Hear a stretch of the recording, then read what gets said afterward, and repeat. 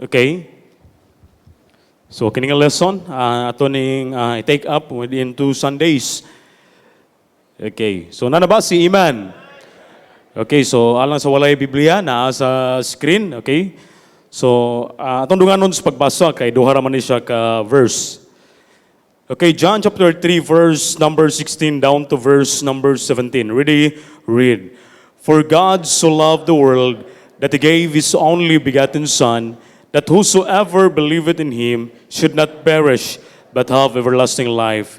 For God sent not His Son into the world to condemn the world, but the world through Him might be saved. Now this morning, atong pag-aisgutan is all about mission. Amen? It's all about mission. Let's pray. Amahan na mo langit noon, Diyos ng laming gamhanan. Lord, gidayi ka na mo gipasalamatan this morning, O God. Salamat Ginoo sa mga Kristohanon nga nadiri karon. Salamat Ginoo nga ikaw kanunay gauban. Salamat O God for this another day nga gihatag nimo sa matag usa. Nga diin kami makapaminaw, makasimba diya sa imong diya sa imong ngalan namahan. Sa Lord ako nagpray. Una sanan Ginoo pasaylo ami sa among sala nga ikaw Ginoo wala malipay, nasayod ka amahan dili mi perpekto. Sa Ginoo akong naghanyo amahan this morning gamit ako isip instrumento lamang sa pagtudlo sa imong pulong Ginoo nga diin na sila masabtan. Let the Holy Spirit O God nga magagiyaw sa matag pulong nga mogawa sa akong baba nga diin magkapa-edify sa imong katawhan Ginoo. Busa Lord, ako nagpray ikaw mag-open silang kasing-kasing unahuna Ginoo nga imong pulong ilang masabtan sa simple o yano nga pamaagyaman. Busa Lord, this morning giklaim na mo na akong kadaugan diha lamang sa imong ngalan sa ngalan ni Jesus. Amen and amen. Magkapalingkod. Okay. Now, mission kung magisgutag mission. Salamat sa Ginoo nga our church supporting almost 300 plus foreign missionary, no? Wapay labot ang lokal ni ana. Okay, when we talk about mission, it is a specific task, okay? Or job or assignment, no? It is from the very heart of God Himself. Jesus Christ is the evidence of God's love for the mankind, no? Sa tuang verse nga gibasa. And then Jesus Christ is the great missionary of God. Amen? Jesus Christ is the great missionary of God. This is very clear in the Bible. No? Kung imo lang tawon in John chapter 3 verse number 16, ingon ng Bible, paliw ko sa next slide. For God, John 3:16, okay. For God so loved the world that He gave His only begotten Son. No? Only begotten Son, that whosoever believeth in Him should not perish but have everlasting life. In verse number 17, for God sent not His Son into the world to condemn the world, but that the world through Him might be saved. Amen? Nga pinaagi ni Kristo nga ang tawo kumuto siya, makabaton siya og kaluwasan. Jesus Christ is the great missionary of God. Amen? In 2 Corinthians chapter 5 verse 19. So mao kini ang nahitabo, no, mao kini ang misyon ni Kristo niining kalibutan na. Okay. To wit that God was in Christ reconciling the world unto Himself, not imputing their trespasses unto them, and hath committed unto us the word of reconciliation. In 1 John chapter 2 verse number 2. And He is the propitiation for our sins, and not for ours only, but also for the sins of the world. Verse number 29. The next day, okay, John seeth Jesus coming unto him and saith, Behold, the Lamb of God which taketh away the sin of the world. Amen? Now, maunay missions ni Kristo sa diha nga may anhi siya niining kalibutan na. Nga ang tao pinaagi ni Kristo, ang tao ug ang Dios ma-reconcile. Ang tao makabaton og kaluwasan. Amen? Pinaagi ni Kristo. Now, point number one, kinahanglan nato masabtan that mission is not just an only in, makita nato sa New Testament, but even in the Old Testament na ay mga idea regarding ni ana. Okay? The missionary idea in the Old Testament, no? A missionary must have an idea about missions in the Old Testament. Okay? So, unsa gibot pasabutan ng mission? Task, no? Or assignment, job, no? Gi-assign nimo. Okay, in number one, the missionary idea in the Old Testament. Okay, literally, makita nato no sa time ni Joseph. Okay? Sending Joseph to Egypt and saving many people from starvation. So matag butang bisan tuod si Joseph, gibaligya siyang mga igsoon, but kadto tanan nakaplano na to. Nakaplano na to nga maabot si Joseph sa Egypt, and then kamalang tawon in Genesis chapter 44 verse number 5. Ingon na Bible, now therefore be not grieved, nor angry with yourselves, that ye sold me hither, for God did send me before you to preserve what? Life. Okay, kung ilang taon, kung mabalik ta sa story sa kinabuhi ni Joseph, Joseph is now viceroy in Egypt. No, viceroy, in other words, second in command ni Pero. Okay? Mao na position ni Joseph sa diha nga naabot siya sa Egypt. And then the famine in Canaan is severe. No? Grabe ang famine, ang kagutom nga naabot sa time nilang Jacob. And then, so that's why Jacob, gi-instruct niya iyang mga anak, mga igsoon ni Joseph, nga moadto sa Egypt to buy grain to avoid starvation of the family. The brothers arrived in Egypt o kinahanglan nila nga makita nila o ma-meet nila si Joseph. So they didn't expect, no, nga naadi si Joseph dito. Nga maatubang nila, okay? The brothers do not recognize Joseph, but he recognizes them. They tell him they have come to buy food, no? Makita na to ang panghitabo ba? Amen? The missionary idea in the Old Testament. Manang miingon si Joseph, for God did send me before you to preserve life. Amen? The missionary idea in the Old Testament. Okay, letter B. Ano makailan na magkita ni ini. Letter B, Jonah. Okay? May tungod ni Jonah. Jonah was a foreign missionary. Amen? Okay. In Jonah chapter 1, verse number 1. Now the word of the Lord came unto Jonah, the son of Amittai, saying, arise, go to Nineveh, that great city, and cry against it, for their wickedness is come up before me. Amen? So, kimo lang tawon, palayo ko sa next slide. From Joppa, okay, ang instruction sa Ginoo sa iya, nga moadto ka sa Nineveh. Pero, lantawa, ano, makita natin ang disobedience ni Jonah ba? No, pag disobey niya sa Ginoo. Doon ra ba ang taan ni Nineveh, no? 550 miles. Pero unsa maging nahitabo? Niadto gid siya, ikyas gid siya. No? Pila distansya sa Tarshish? 2,500. See? Grabe. Pero bisa pag unsa kalayo, no? Dili kita maka-eskapo sa Ginoo. No? Kung tawgon galita sa Ginoo, di kita maka-eskapo, bisa pag-asa ta maabot. Di kita. No? Pero ang sinahitabo, pagkaon gyapon siya, kaon siya sa isda, and then tugpag gyapon siya sa Nineveh. Okay? No, Jonah was a foreign missionary. No? This in the Old Testament, nagi mga idea, no? Kung magisgot ag mission, makita nato niya na in the Old Testament. Okay, now, in the New Testament, okay, the missionary heart, no? In the Old Testament, sa idea lamang, okay? But in the New Testament, makita nato mismo kasing-kasing yun. Okay? So verse nga itong mga pagkabasahon karon. Point number 2, the missionary heart of the New Testament. Okay? The subject of missions can be seen in the Old Testament. But in the New Testament, missions is the heart. Amen? Okay. Next slide, palayo ko. Every book in the New Testament written by foreign missionary. Kinsa man na sila? No? Gikan sa Matthew down to Revelation. No, makita nato diha Matthew, Mark, Luke, John, Paul, James, Peter, Jude, no? Ano sa Hebrews, probably si Paul, no? Anon pa na diha nga author. Okay? So every book in the New Testament written by foreign missionary.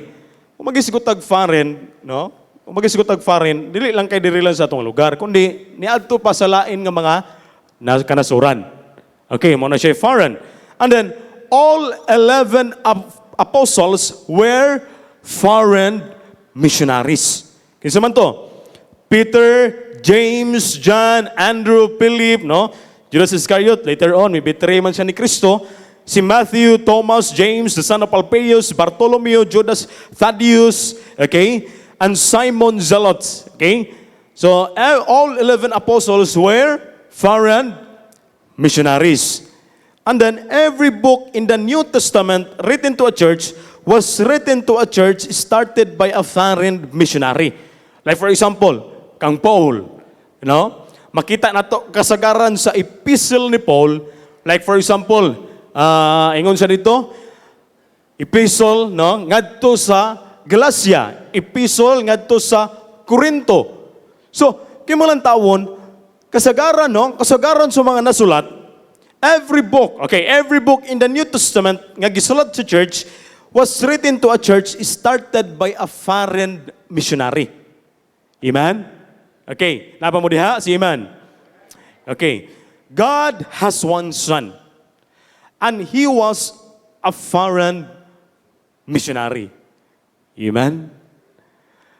Naata diri karon, naglingkod ka diha karon, tungod kay naay una nga gamisyon. Amen? Kaya kung wala ba nagmisyon, walay mga tao nga mian ni diri, walay mga tao nga miadtos tumbalay, no? Wala ba ta? No? Niliwat ta kapabilin biya unta ta karon. Sa unsay ato ang gituuhan. Apan salamat kita nga nakabalutos kamaturan. And then every book in the New Testament written to an individual convert of foreign missionary. Now, the missionary heart of the New Testament. So gibahin ni siya kaupat from the Gospels, Acts to Epistles, and then sa Revelation. Okay, una ta sa Gospel. Sa Gospel, okay, letter A. The Gospels. Gospel means good news. Okay, unsa man ang Gospel?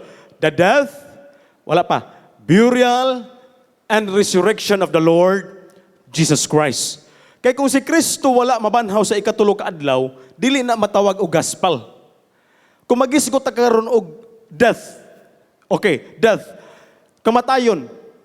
Good news ba ang kamatayon? Dili. Dili. Kung magisgot ag burial o gilubong, good news ba ang burial? Dili. O gahapon naami kuan gyud namo kana nakita gyud namo akto gyud nga pagka bangga ba? Pagka disgrasya dia sa unahan, kuda kuyawan na mo, murag kami may among law, murag kami may gibatig kanang bunog ba sa among nakita, no? So kato, kung akot na isulti ninyo, good news to dili, iba dili.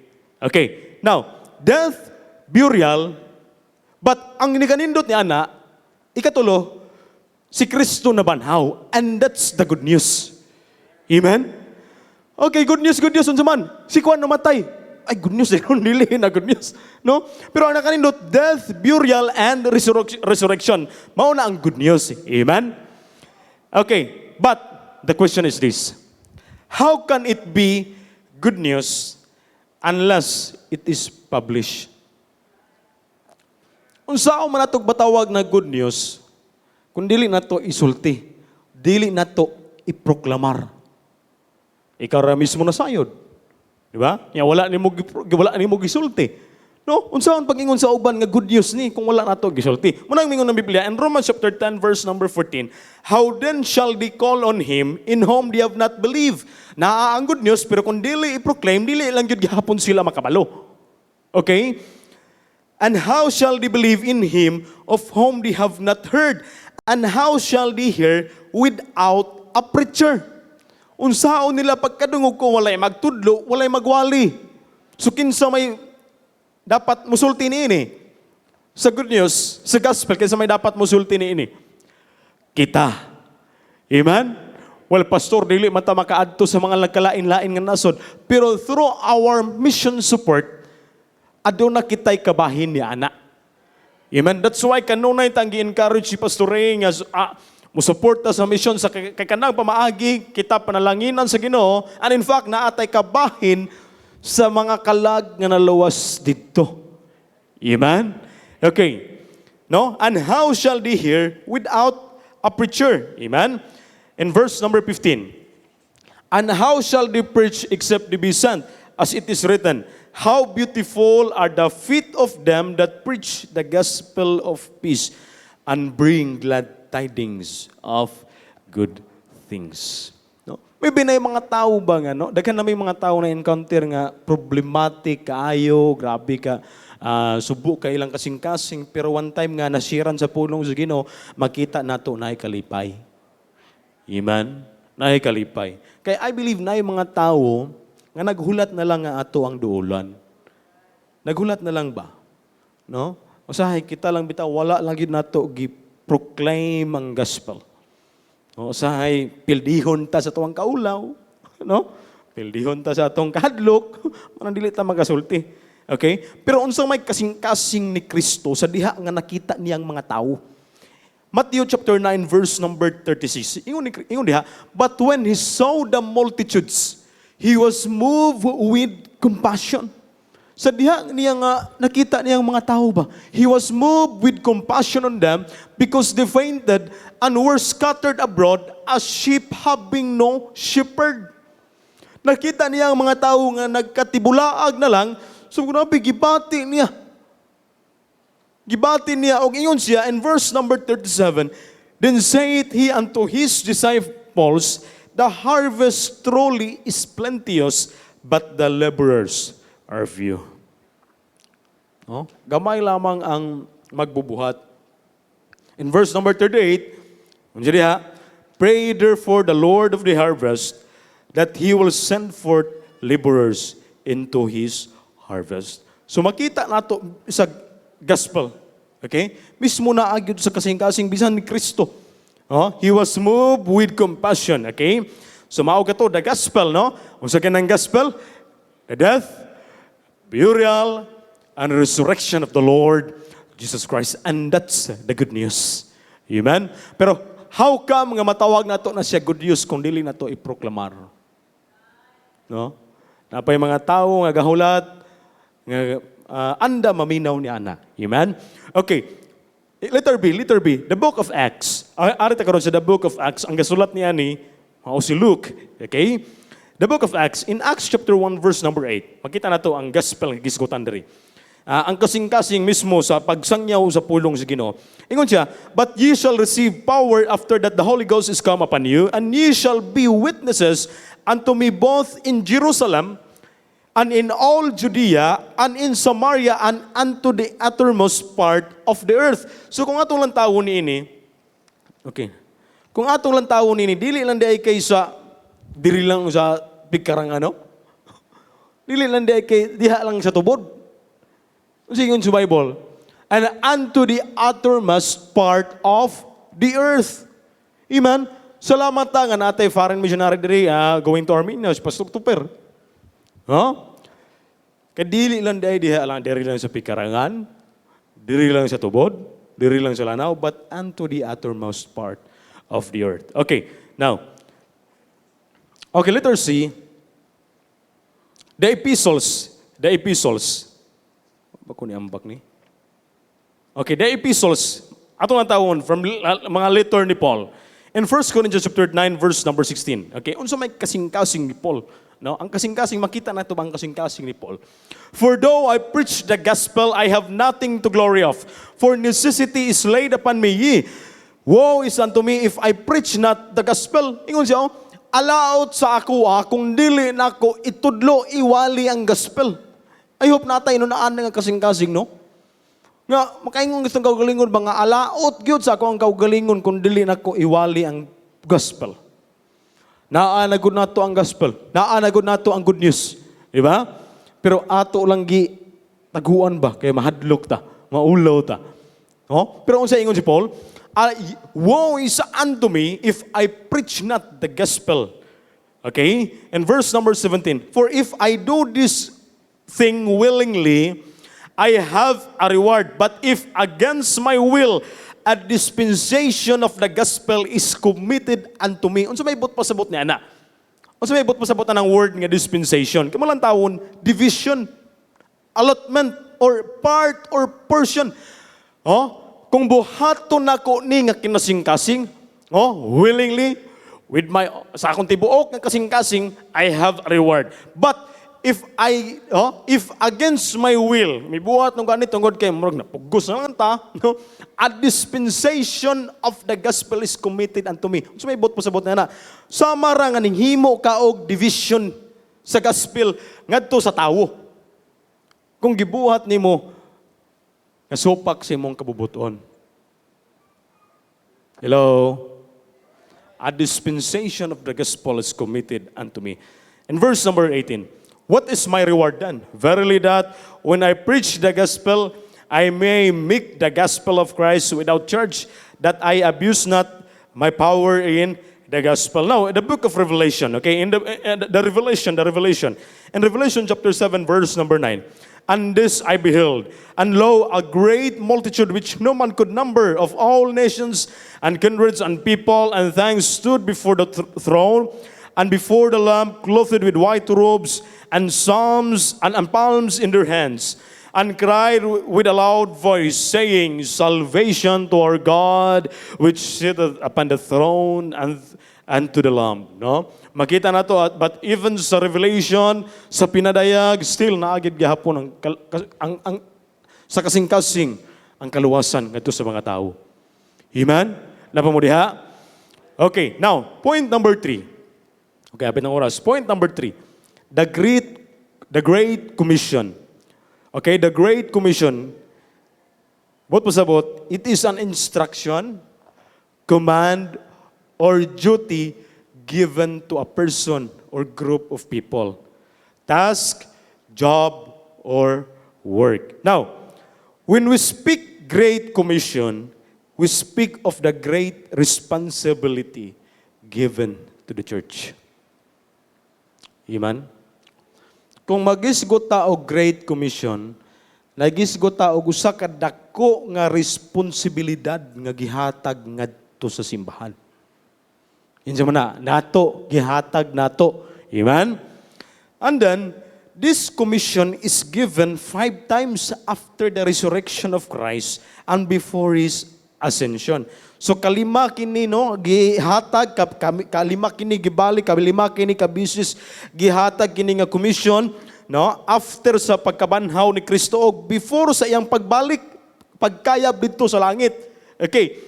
The most important task, imagine ha, the most important task in the world given to simple common man lacking higher education. Subot pasabot ba? Ang Great Commission, gihatagan kini, gihatag ngadto sa church. Kung nakadawat ka sa gospel, apil ka ni ana. Apil ka ni ana. Kung nakadawat ka sa kaluwasan, apil ka ni ana. Salamat nga ang dakong responsibilidad dili lang kay gihatag sa mga bright nga mga tawo, mga professional nga mga tao, but apil ta, amen? Apil ta, what a great responsibility nga gihatag sa atoa. Okay, now the commission, kilang tao na to sa upat, okay? Upat sa 4 Gospels. The commission according to Matthew. Si Matthew, he's a publican, a tax collector, no? In Matthew, next slide, we see Jesus as the King of Kings, okay? So in this instance of the commission, we find His kingship emphasized. Now, sa verse nga itong lantawon karon, in Matthew chapter 28, verse number 18 to 20. No? So makita na to in the book of Matthew, makita na to ang kingship ni Kristo. Okay? Matthew 18, verse number 20. And Jesus came and spake unto them, saying, All power is given unto me in heaven and in earth. Go ye therefore and teach all nations, baptizing them in the name of the Father and of the Son and of the Holy Ghost, teaching them to observe all things whatsoever I have commanded you. And lo, I am with you always, even unto the end of the world. 4 things nga itong makita there sa verse. 4 things. Una, the power of the King. Ang gahom sari. Ang gahom ni Kristo. Sa verse nga itong gibasa, gingon diha, all power. Amen? The power of the King. In Matthew, makita na to, His kingship. Amen? The power of the King, makita na to sa verse katong gibasa, all power. The purpose of the King, make disciples. Amen? The process of the King, going, preaching, baptizing. Amen? And then, the presence of the King. Muna yung promise niya. Muna yung pagkanindot. I am with you. No? Si Kristo uban kanato. Amen? No? The commissions according to Matthew. And then, letter B. Paspasan to niya. Letter B. The commission according to Mark. No? In Mark chapter 16, verse number 15. And he said unto them, Go ye into all the world and preach the gospel to every creature. So, three things nga itong makita in the book of Mark. Okay? In the book of Mark, three things. The commission according to Mark. Okay? The method of missions. Sa may method? Sa may pamagi? Juan? Sa commission? Sa may method? Sunday school man para maklanta mo sa screen. Preaching. Amen? Okay. The place.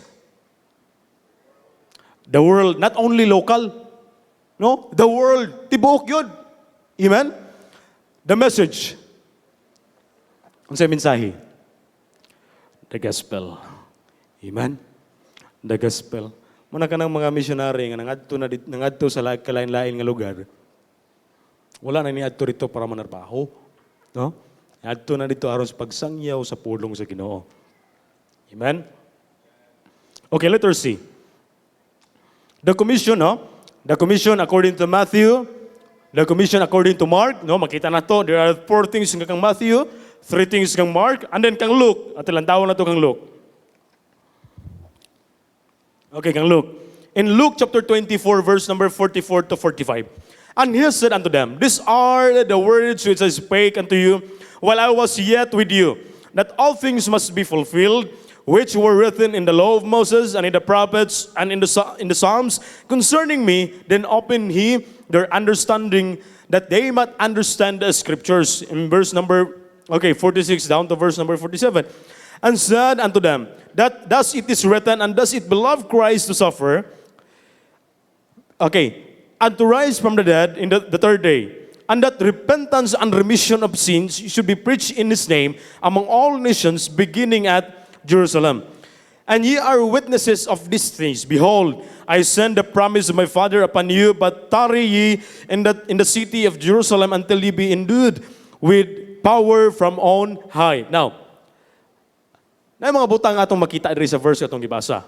The commission mahitungod ni according to Luke. Okay. Outline. Okay, the outline of the commission. Letter A. Foundation of the gospel. Unsa may pundasyon sa gospel? Ahaman ginakuha. Unsa may baruganan sa gospel? Unsa man? The scriptures. Amen? The scriptures. Makita na to sa verse nga atong gibasa, ang gisgutan diha, which is the law of Moses, the prophets, and the Psalms. No? Nag-refer ka na siya sa scriptures. No? That's the foundation of the gospel. Ang gospel dili kini hinimo lamang sa tao. Kana tumutumo lamang sa tao. No? Kundi naagid na si pundasyon asa gyud gikan mismo gikan gyud sa Biblia. Amen. Okay, next, letter B. Content of the gospel. Unsa may sulod ni ana? Content of the gospel, the death and resurrection of Jesus Christ. Dili gid na mawala ng resurrection. Amen. Di gid na mawala. Mao nay content sulod, no? The command of the gospel, repentance and remission of sins should be preached. Okay? And then the place of the gospel among all nations. No? Makita na to na sa verse nga atong gibasa sa mga previous verse. And then the instruments of the gospel, ye are witnesses. Kita na. Amen? Kita na. No, na may really kuan karon sikta karon nga gitawag og tawag sila kanang saksi sila no, saksi, no? Pero kung imong pangutan-on sa kaluwasan, wa gyud kabalo, no? Dito may tinuod nga saksi. No? Kita ano man na nato ang kamuturan. Amen. Okay. Instruments of the gospel, ye are witnesses. So kita na. Amen. The power of the gospel, promise of the Father and the Holy Spirit. Amen. Okay. So mao na ang commission according to Luke. And then letter D, the commission according to John. In John chapter 20, verse number 21. Then said Jesus to them again, Peace be unto you, as my Father hath sent me, even so send I you.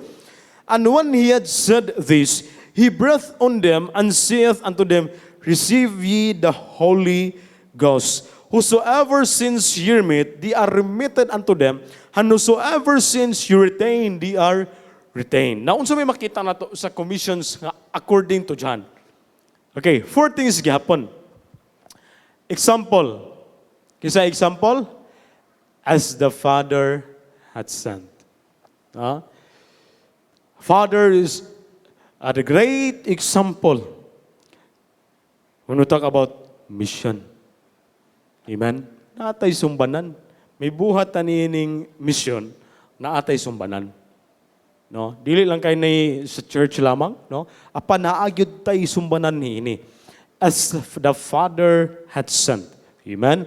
The command, so send I you. The equipment, receive the Holy Spirit.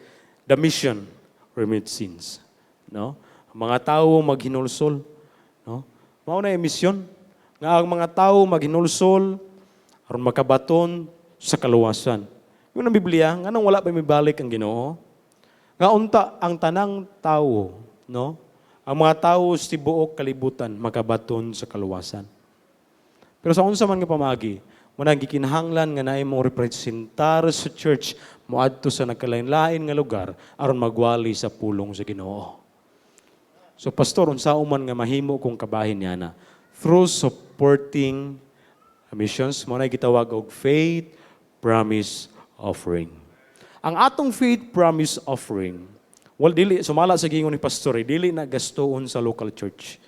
Apan mo na gastoon ipadala ngadto sa mga missionary dito nga support.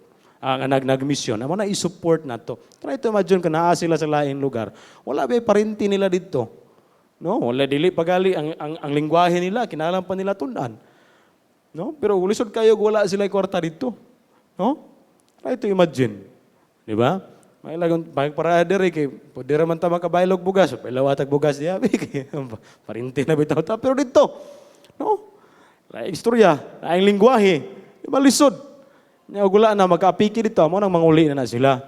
Pero through our mission support, no, aduna kitay kabahin. Unsay success nila dito, aduna kitay kabahin. Amen. Kung nag-support kag mission, naa kay kabahin ni ana. Okay? So padayon nun to ni next Sunday, I hope nga natay nakatunan mahitungod sa pulong sa Ginoo, nagisgot mahitungod sa mission. Okay, let's pray.